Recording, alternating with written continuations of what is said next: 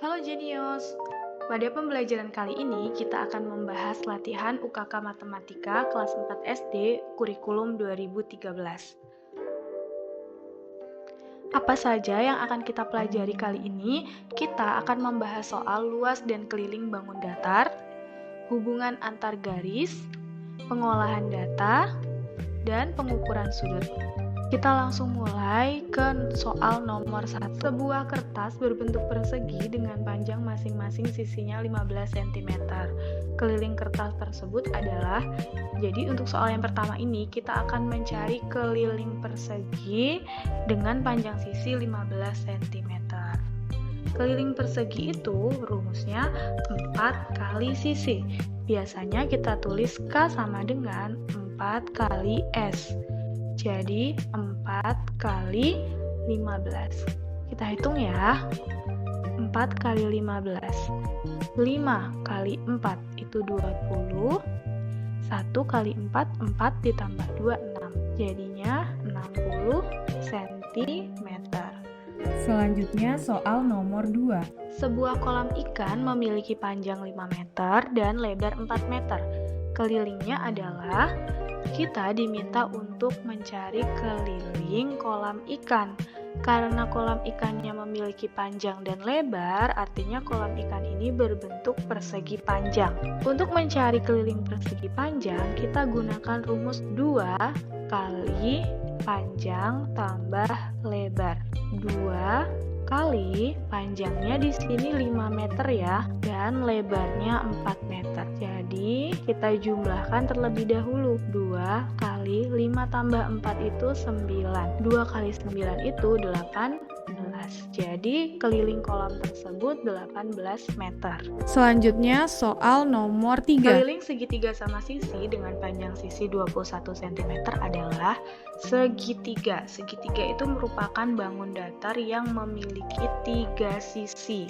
Karena segitiga sama sisi, artinya semua sisinya panjangnya sama, yaitu 21 cm. Kalau kita mau mencari keliling segitiga, itu rumusnya sisi 1 ditambah sisi 2 ditambah sisi 3. Jadi kita jumlahkan ketiga sisinya. Karena ini segitiga sama sisi, artinya semua sisinya panjangnya sama, 21 cm. Jadi 21 ditambah 21 ditambah 21. Kita hitung ya. 1 tambah 1 tambah 1 itu 3. 2 tambah 2 tambah 2 itu 6. Jadi keliling segitiga tersebut 63 cm. Jadi jawaban yang tepat adalah yang B. Kita lanjutkan ke soal nomor 4. Keliling sebuah kebun 160 meter. Jika panjang kebun 50 meter, maka lebar kebun adalah, karena memiliki panjang dan lebar, artinya kebunnya ini berbentuk persegi panjang. Diketahui kelilingnya 160 meter. Kita diminta untuk mencari lebar. Untuk mencari lebar, jika diketahui kelilingnya, kita bisa gunakan rumus K dibagi 2 dikurang panjang. Jadi kelilingnya yaitu 160 meter itu dibagi 2, kemudian dikurang dengan panjangnya. Panjangnya adalah 50 meter. 160 dibagi 2 itu 16 dibagi 2 itu 8 ya. 80 dikurang 50. 80 dikurang 50 adalah 30. Jadi jawaban yang tepat adalah 30 meter. Kita lanjutkan ke soal nomor 5. Luas papan memiliki ukuran panjang 7 meter dan lebar 3 meter. Luasnya adalah, kita diminta untuk mencari luas. Jadi rumusnya adalah panjang kali lebar karena berbentuk persegi panjang. Panjangnya 7 meter dan lebarnya 3 meter. Jadi 7 kali 3 yaitu 21 meter persegi. Jadi jawaban yang tepat adalah yang D, 21 meter persegi. Soal berikutnya, soal nomor 6. Luas sebuah persegi panjang 240 cm persegi. Jika panjangnya 16 cm, maka lebar persegi panjang tersebut adalah, Biasanya kita diminta untuk mencari luas, tapi di sini luasnya sudah diketahui ya. Luasnya 240 cm persegi. Dan panjangnya juga diketahui. Kita diminta untuk mencari lebar. Untuk mencari lebar dari sebuah persegi panjang, jika diketahui luasnya, maka kita gunakan rumus luas dibagi panjang. Luasnya 240, kita bagi dengan 16. Oke, kita hitung ya. 240 dibagi 16. 24 dibagi 16 itu yang paling mendekati adalah 1 ya. Kalau 2 kali 16 sudah 32, terlalu banyak. Jadi 1 kali 16 itu 16. 4 dikurang 6 tidak bisa, pinjam. 14 dikurang 6 itu 8. Jadi 80. 80 dibagi 16 itu berapa? 16 dikali berapa sih yang hasilnya 80? 16 dikali 5. Nah, jadi 80. Jadi jawaban yang tepat adalah 15 cm. Kita lanjut ke soal berikutnya. Luas segitiga pada gambar adalah, di sini ada sebuah segitiga dengan panjang alas 8 cm dan tinggi 12 cm. Untuk mencari luas segitiga, kita gunakan rumus alas kali tinggi dibagi 2. Panjang alasnya 8 dikali tingginya 12 dibagi 2. Nah, ini pembagiannya bisa langsung kita bagi ya. Kalau salah satunya ada yang bisa dibagi 2, langsung saja kita bagi. Di sini kakak ambil 12 ya. 12 dibagi 2 itu 6. Jadi langsung saja dikali 8 dikali 6 yaitu 48 cm persegi. Jawaban yang tepat adalah yang A.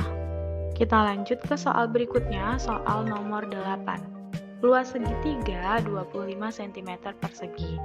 Jika tingginya 5 cm, maka panjang alasnya adalah, kalau sebelumnya kita mencari luas, tapi tinggi dan panjang alasnya diketahui. Nah, sekarang kebalikannya nih, luasnya sudah ada, tingginya juga sudah ada, kita diminta untuk mencari panjang alasnya.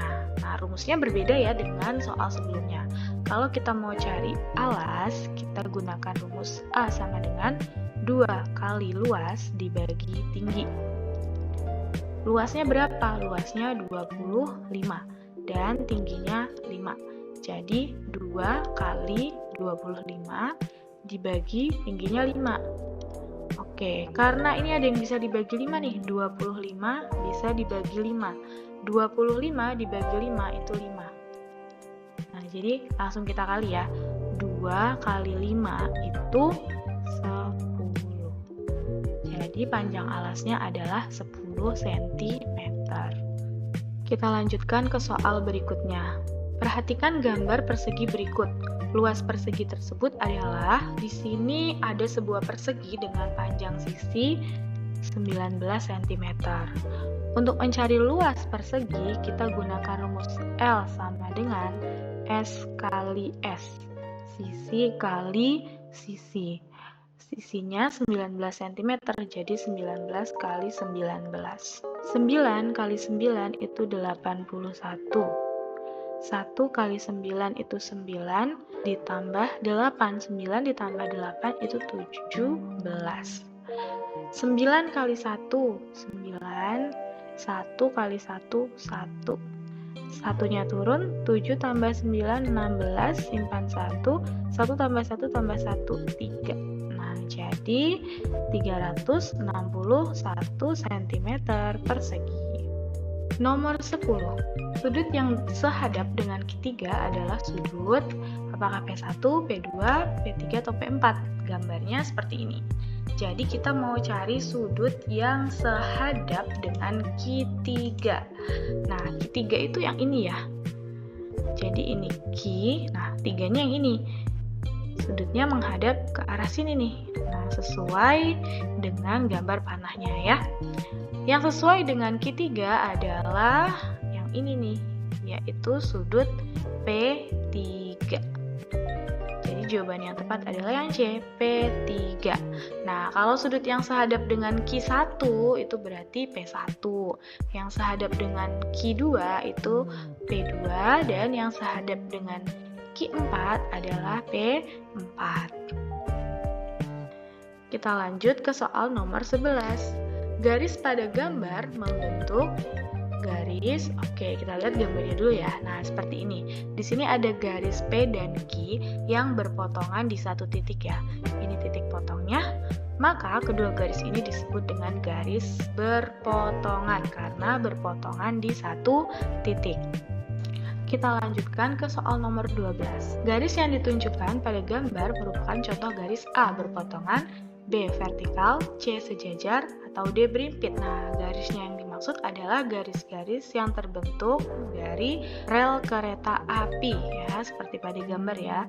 Garis pada rel kereta api merupakan garis sejajar. Apa itu garis sejajar? Garis sejajar adalah garis yang letaknya pada satu bidang yang sama dan tidak akan mungkin berpotongan. Jadi kedua garis sejajar itu tidak akan mungkin berpotongan.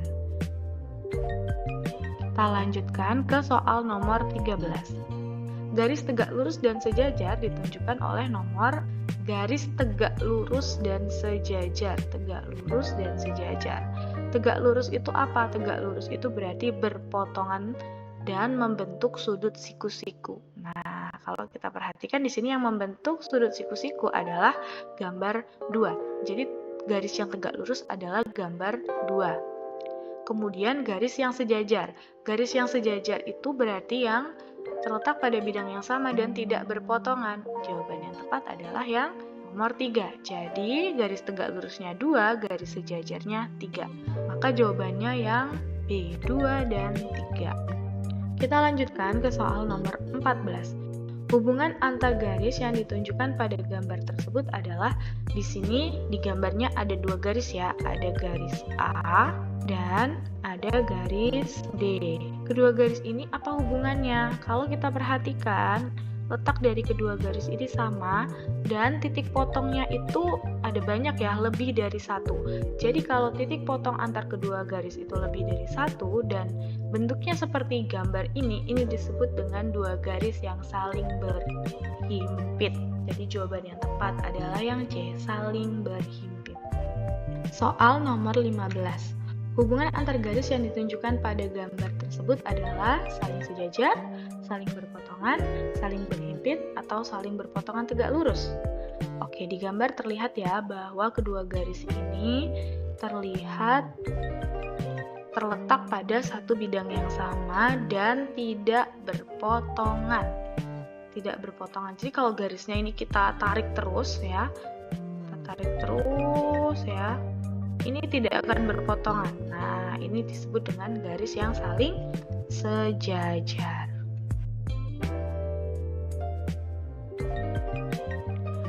Soal nomor 16. Jenis hobi yang paling banyak diminati adalah, di sini ada data hobi siswa kelas 4. Ada yang suka olahraga, menari, menyanyi, melukis, dan bersepeda. Pertanyaannya yang paling banyak diminati. Kalau kita lihat di sini, olahraga itu ada 12, menari ada 8, menyanyi ada 6, melukis ada 10, dan bersepeda ada 4. Jadi bisa kita lihat ya bahwa hobi yang paling banyak diminati adalah olahraga. Kita lanjut ke soal berikutnya. Jumlah seluruh siswa adalah A 38 anak, B 40 anak, C 42 anak, D 44 anak. Datanya seperti ini ya, masih sama seperti data yang sebelumnya. Oke, kita mau jumlahkan seluruh anak ya. Tadi yang suka olahraga ada 12, menari ada 8, menyanyi ada 6, melukis 10, kemudian bersepeda ada 4. Kita jumlahkan seluruhnya. 12 ditambah 8 ditambah 6 ditambah 10 ditambah 4. Oke. 12 tambah 8 itu 20. 6 tambah 10 itu 16 ditambah 4 ya. 20 tambah 16 itu 36 ditambah 4. 36 ditambah 4 itu 40. Jadi jumlah seluruh siswanya adalah 40 anak. Maka jawaban yang tepat yang B. Kita lanjutkan ke soal nomor 18. Jika jumlah seluruh siswa 98 anak, jumlah siswa kelas 3 adalah A 15, B 16, C 17, D 18. Datanya seperti ini. Di sini ada data tentang jumlah siswa ya dari sebuah sekolah. Kelas 1 di sini ada, coba kita perhatikan. Ini diagram batangnya itu terletak di antara 14 dan 16. Antara 14 dan 16 itu ada angka 15. Jadi kelas 1 itu ada 15 anak. Kelas 2 ada 20 anak.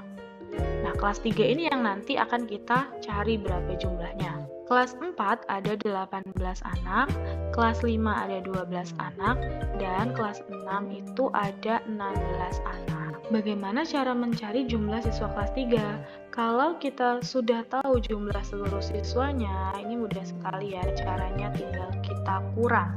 Jadi, siswa kelas 3 itu 98 dikurang jumlah dari siswa-siswa dari kelas lainnya.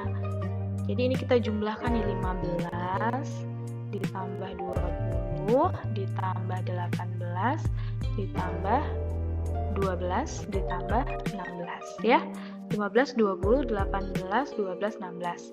Kita jumlahkan dulu ya, baru setelah itu kita kurang.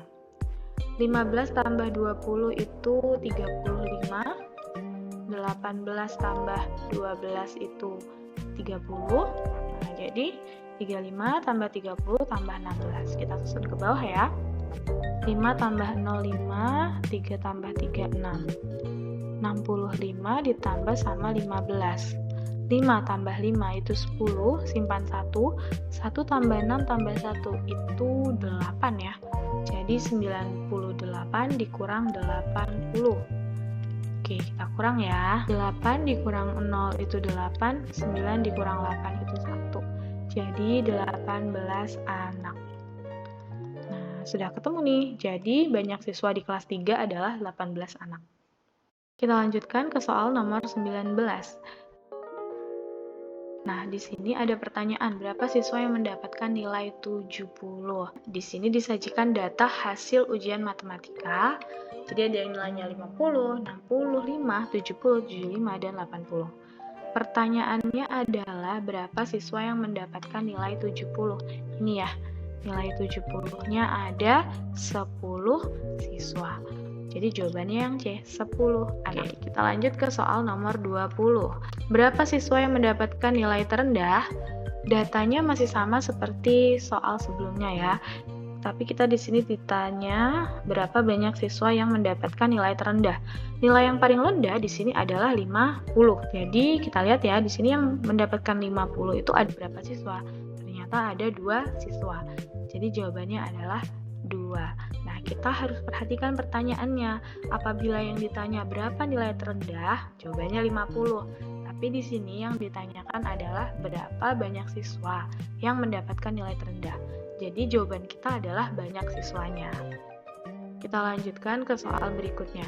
Berapa sudut hasil pengukuran di atas? Oke, jadi di sini ada gambar ya, kita bisa perhatikan kalau terbentuk sudut lancip karena kurang dari 90 derajat ya, atau lebih kecil dari sudut siku-siku. Nah, berapa nih di sini garisnya itu mengarah ke 2 angka, 70 dan 110. Karena ini sudutnya berbentuk lancip ya, itu berarti kita pilih yang 70. Jadi besar sudutnya adalah 70 derajat. Soal nomor 22. Sudut pada gambar di atas termasuk sudut titik-titik A lancip, B siku-siku, C tumpul, dan D refleks. Oke, sudut apa nih? Kalau di gambar kelihatan ya, sudutnya itu lebih sempit dari sudut siku-siku. Kalau lebih sempit dari sudut siku-siku, itu berarti sudut lancip. Nah, kalau sudut siku-siku itu seperti apa sih? Sudut siku-siku itu seperti ini ya. Jadi sudut siku-siku itu sudut yang besarnya 90 derajat. Artinya kalau ada yang kurang dari 90 derajat atau yang lebih sempit daripada sudut siku-siku itu namanya sudut lancip. Kalau sudut tumpul itu yang sudutnya itu lebih besar ukurannya daripada sudut siku-siku, atau sudut yang besarnya antara 90 sampai 180 derajat. Jadi ukurannya lebih lebar daripada sudut siku-siku ya. Oke, kita lanjut lagi. Soal nomor 23. Sudut yang terbentuk pada jarum jam seperti gambar adalah 150, 120, atau 90 atau 60 derajat. Nah, kalau pada jarum jam, ini cara menghitungnya seperti ini. Setiap satu angka, lompat satu angka, itu berarti 30 derajat. Nah, di sini ini ada berapa nih jaraknya nih? 1, 2, 3, 4. Ternyata jaraknya ada 4. Jadi, kita kalikan saja. 4 kali 30 derajat. 4 kali 3 itu 12, kita tambahkan 0. Jadi 120 derajat. Jawaban yang tepat yang B. Soal nomor 24. Sudut lancip pada gambar bangun tersebut ditunjukkan oleh A sudut A dan B, sudut B dan C, sudut C dan D, atau sudut D dan A. Ini adalah gambar jajar genjang. Jajar genjang itu punya dua jenis sudut, sudut lancip dan sudut tumpul. Sudut lancipnya yang mana? Sudut lancipnya adalah yang C dan sudut di hadapannya, yaitu sudut B, sudut B dan C. Sedangkan A dan D ini merupakan sudut tumpul ya. Soal berikutnya, besar sudut C adalah titik-titik derajat A30, B70, C110, dan D130. Kita lihat di sini ya, di sini ada gambar trapesium. Trapesium sama kaki. Nah, kalau trapesium sama kaki itu jadi sisi sudut yang berdekatan itu besarnya sama. Jadi sudut A dengan sudut D ini kan sama-sama sudut tumpul ya. Jadi besarnya sama, 110 derajat. Sudut B dengan sudut C ini besarnya juga sama karena sama-sama lancip. Jadi sudut C besarnya juga 70 derajat. Demikian pembelajaran kali ini. Semoga teman-teman mengerti dengan penjelasan yang kakak sampaikan. Jika ada yang belum dipahami, teman-teman bisa tanyakan di kolom komentar ya. Terima kasih sudah menonton video ini. Jangan lupa like, komen, dan subscribe, serta klik tombol lonceng untuk mendapatkan notifikasi video selanjutnya. Follow juga sosial media kita ya, di Instagram @rumahdbelajarjenio, @kakakjenio. Follow juga TikTok kita @kakakjenio untuk mendapatkan tips and trik cara mengerjakan soal dengan mudah. Sampai jumpa di video selanjutnya. Bye-bye.